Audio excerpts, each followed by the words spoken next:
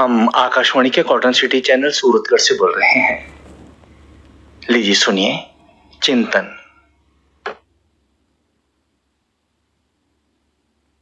संसार के अंदर मानव एक तन तक सीमित रह गया है। दिखने में प्रत्येक इंसान इंसान नजर आता है, लेकिन इंसानियत नाम की वो चीज उस इंसान के अंदर, इंसानियत नाम का वो गुण आज खत्म हो चुका है। और इस भौतिक दौड़ के अंदर इंसान आज इतनी तेजी से दौड़ता जा रहा है कि वो दौड़ते दौड़ते अपने आधार से दूर हो चुका है।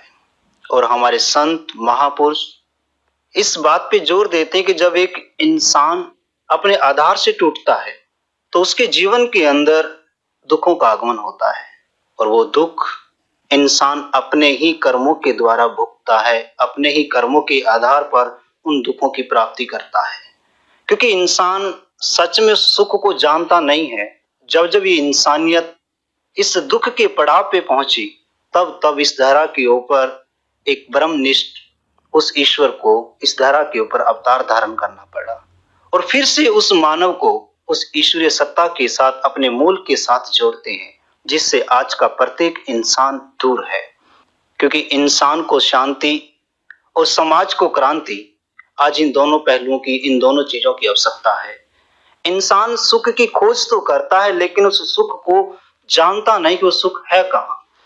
कहते हैं हमारे संत महापुरुष कि वस्तु कहीं ढूंढे कहीं कह विद आवे हाथ। कहते कि इंसान खोज करता है सुख की संसार से, लेकिन इस संसार ने आज तक सुख दिया किसको है।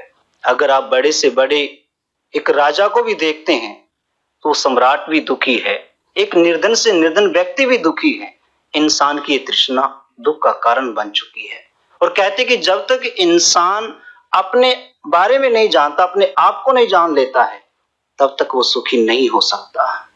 और उसके जीवन में जब एक ब्रह्मनिष्ठ गुरु आता है, संत आता है, उसको जीवन जीने की वो कला देता है, जिस कला से बिछड़ता है। हमारे संत महापुरुष इंसान को बार बार चेताते हैं कि आप जागो जागो, लेकिन इंसान जाग नहीं पाता है। कारण क्योंकि वो एक ऐसी निंद्रा में है। अगर वो इंसान को हम जगाना चाहते, उसके जीवन के अंदर एक ऐसे इंसान का पदार्पण हो, ऐसा एक इंसान उसके जीवन में आए जो खुद जागा हुआ है। जब एक जागा हुआ व्यक्ति उसके जीवन में आता है, वही उसको उठाता है। और आज पूरा संसार सोया हुआ है, और इस संसार को जगाने के लिए ईश्वरीय सत्ता को फिर से इस धरा के ऊपर आना पड़ता है, और फिर उसको जगाकर उसको ब्रह्म ज्ञान की प्राप्ति कराकर, जब इंसान को ब्रह्म ज्ञान की प्राप्ति होती है तो उस सुख का अनुभव, वो अनुभूति अपने घट में करता है। क्योंकि सुख कहीं बाहर नहीं। इंसान बाहर सुख ढूंढता है, लेकिन सुख उसके हृदय में है। कि जैसे एक मृग है, मृग उस कस्तूरी की खोज करता है, उसे खुशबू आती है, वो घास फूस अनेकों में जाकर उस खुशबू को ढूंढता है, लेकिन वो इस बात से अनभिज्ञ होता है कि जिस कस्तूरी की खोज वो बाहर करता है, वही कस्तूरी उसके नाभि के अंदर है।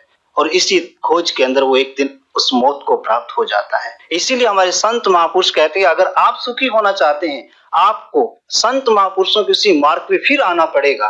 वो पंथ, वो रास्ता फिर अपनाना पड़ेगा, जो रास्ता हमारे संत महापुरुषों के पास था। अपने जीवन को सुखी बनाना चाहते हैं तो उस सुख को देने वाले इस परमात्मा को जान लो, जिसके बारे में हमारे संत महापुरुष कहते हैं कि सब सुख दाता राम है, दूसर नहीं कोई। आज के मानव का संस्कारों का पतन हो चुका है, और जब जब एक इंसान के संस्कार गिरे, पतन हुआ, तब तब उस ईश्वरीय सत्ता को संत महापुरुषों के रूप में इस धरा के ऊपर आना पड़ा। आज इंसान के जीवन के अंदर संस्कार नहीं है, वो संस्कृति नहीं है। जब तक आज का मानव अपने वेदों की तरफ नहीं लौटेगा, तब तक उसका आचरण, उसका चरित्र महान नहीं हो सकता।